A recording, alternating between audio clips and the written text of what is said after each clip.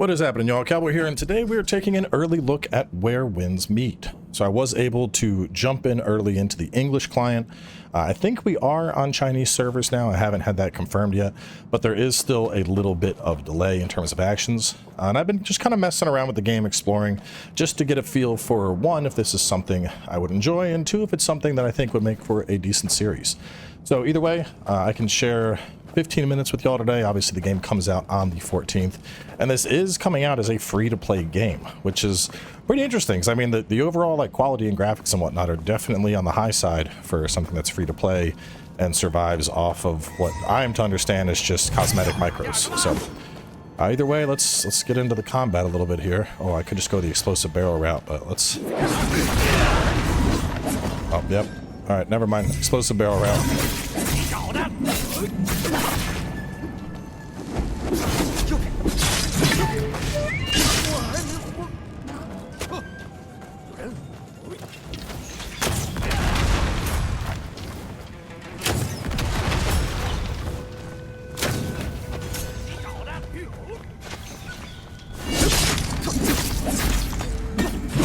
So in general, the combat is pretty straightforward. The basic idea is we have a series of X attacks, which is, you know, just kind of mashing through the button, and then Y is going to do a heavy attack, or you can charge it for a charged attack.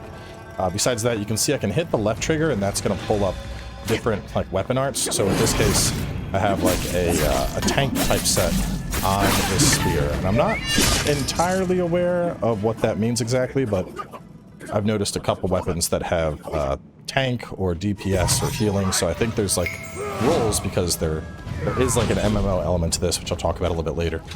Real fast, the dialogue there was super sped up. I just have dialogue set to triple speed because I'm kind of just ignoring the story and playing through strictly to get a feel for the gameplay.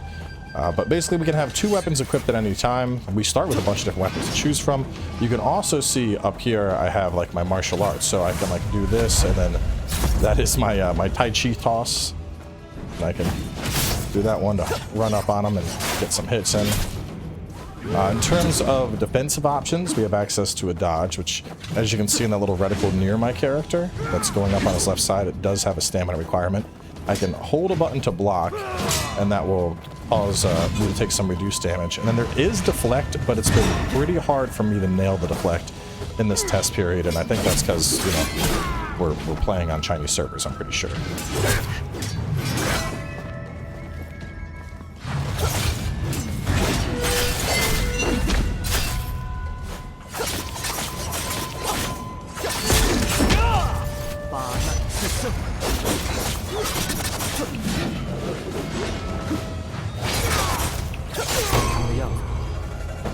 Yeah, the dual blades have been pretty cracked so far for just raw DPS, and there's a lot of different influence I'm seeing here. You know, obviously the dodge rolling and the deflections in combat and whatnot are reminiscent of Sekiro. At the same time, you know, just the fact that I can just, you know, mash X and fight through enemies definitely feels closer to like an action RPG. And then going around collecting everything with right trigger obviously immediately pops Ghost of Tsushima in my mind. So there's a lot of different things at work here, and I guess, to be honest, it's been kind of hard to grasp. There's so much going on, and the game does have like a couple of basic tutorials, like a combat tutorial and a bow tutorial, but like I go here, you know, you have the shop, you have events, you have draw, you have the battle pass.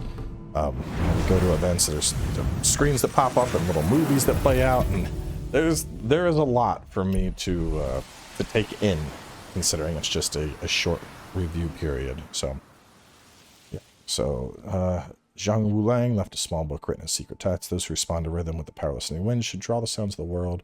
And then so there's different things I can progress as I do that.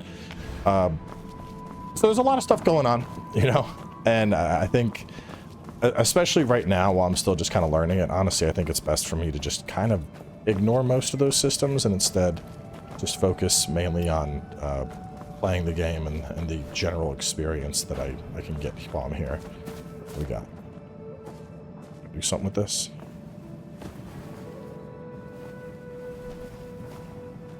没反应，难道真要空手千变？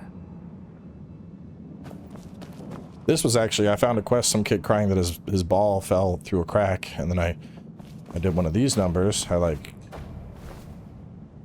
can't do it in here.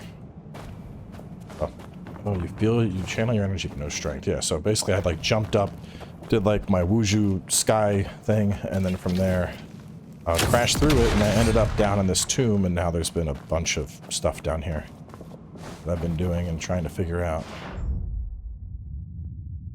We even have, you could call it like Assassin's Creed mode, you know, where you can see through all the walls and whatnot. Once you find loot that you missed, among other things.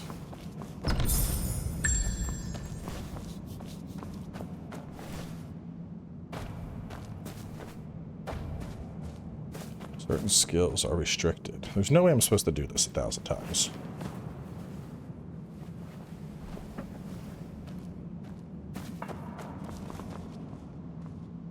Upright, he established the northern bow to protect King He, benefiting for several seasons with a chivalrous heart.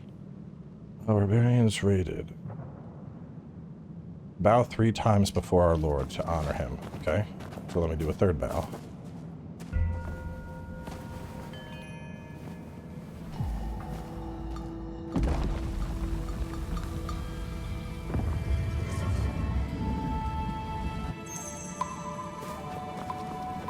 But it definitely looks like they put a lot of time into the quests. Because, I mean, this is just like I said, this is just a random hole that I went down chasing after a ball that some kid lost. And there was like a whole mini sub-dungeon with stuff here, and then rewards I'm finding. And so that I'm really digging a lot. Because it does seem like the general flow of quests here, it does feel very organic from what I've experienced so far. And like, obviously, you know, we have different stuff on the map. Seek the Master at the General Shrine. Continue exploring this place. There's like, you know, like your main story quest you can do, but I mean, I was able to just kind of like, what's this? And then I'm suddenly inside of a dungeon. And that's definitely a feeling that I think a lot of games don't elicit well. In fact, I think Elden Ring is one of the best examples of a game that does it in excellent capacity, where you're just exploring and you're like, what's this over here? And like suddenly you're finding a whole new area. And it's not, this definitely isn't as long as like a legacy dungeon or anything, but I would say this little thing I just went through was definitely comparable to like one of the Elden Ring dungeons that you would go through. So that's something I'm digging a lot. Another thing that I've found is pretty interesting in the limited time I've had so far is when you go to, oh, this is my talents. Let me just get this. Critical damage. So far the talent tree is pretty straightforward. But when I go to, not my bag. There we go, gear. When I go to gear and I equip stuff and I enhance, like if I go here to enhance stuff, I already did it. But your enhancements, they just apply to like your character. So you can see applies to all left-handed weapon, applies to all right-handed weapon. So as opposed to like leveling up a specific weapon, you're just leveling up your ability to better use a weapon in that hand, or just leveling up the fact that your greaves will be outright better. So I do like that, because in a game of this scale, where it's supposed to be like, you know, 100+ hours of solo content, if you feel like diving in, the last thing I want to do is be chasing constant upgrades for each new piece of gear that I get.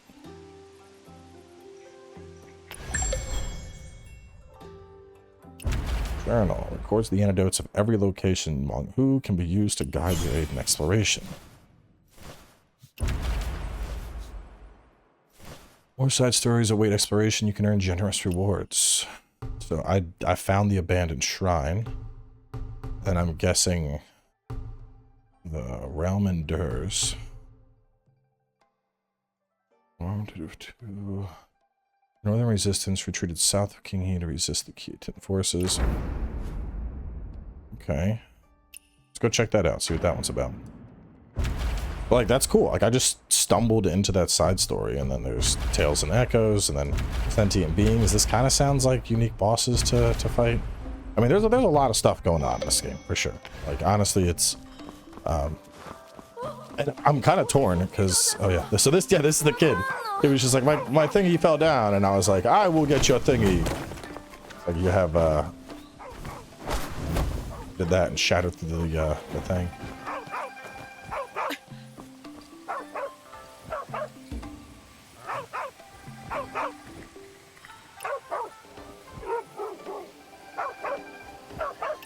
Okay, thanks. Like I said, the speed up is not default. I just have it on that because that's what I'm doing here. Another thing, we can go here, and then we can obviously change the time of day. I'm just gonna ramp it up to like daytime so y'all can see. The game is gonna have English at launch, but you know me, game set in China, I'm gonna put it in Chinese. It's just how it be. Let's see, there was like a bandit camp I remember seeing. I'm just trying to find stuff to like showcase more of the combat. But I think the bandit camp, hold up. You know, before the bandit camp, there was something else I wanted to do. Yeah, because there's the poison thing, so hold up. There was a treasure that I thought I saw. Yeah, so like check this out, right? Like there's a treasure over there. I need to break into that. So how do I break into it? Throw a bear at it.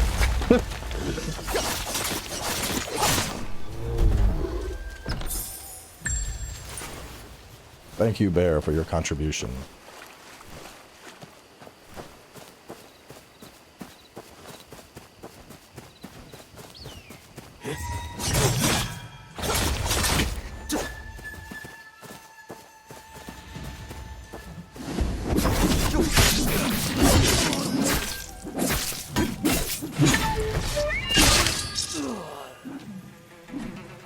Since there's more guys to fight here, let me try and set this up. Ooh, Thundercry Blade. Okay. Yeah, so like my spear, for example, I had Nameless Spear, but then I found this, which has like a tank set on it. And so, because I know it's considered it's a solo game. You can play completely solo, but you can have people come into your world. So like I could play with, I think it's up to 3 friends. And then doing that would, basically just turn it into like a co-op session. There's like world bosses and shit that we could tackle together. So, I mean, there's a lot going on here. You know, we're talking about something that has an absolutely insane scope.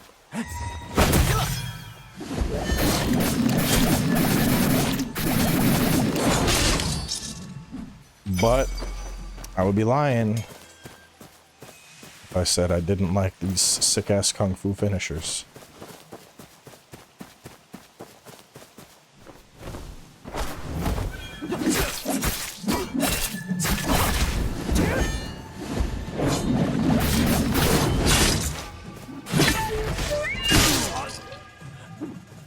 Combat's interesting because like on a surface level it seems almost too easy, but like I think there's just enough going on between like martial arts and weapon skills and then flexion and whatnot to keep me entertained.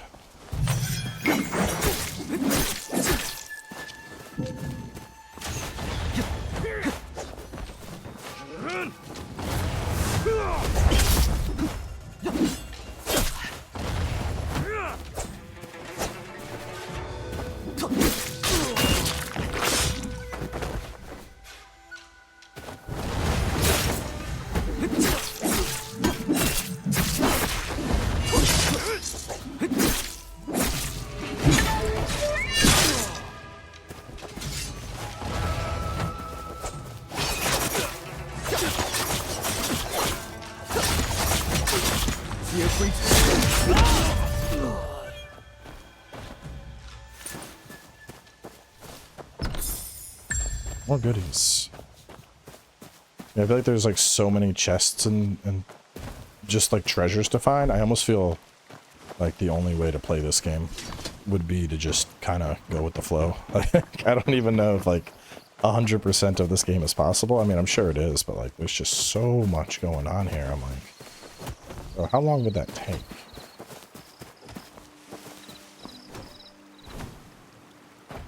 For those curious, this is PC gameplay with a 4090, so obviously everything is cranked up. So this is about as good as the game will look. No complaints on my side. Wield the sword to quell chaos and never regret it, no matter how many setbacks. Hand in hand in the next life, gazing at each other for 100 years. And we're actually coming up on that 15-minute mark, so unfortunately, I'm going to be killing the footage here. But I definitely did enjoy what I had a chance to play, so expect more of this in a few days at launch.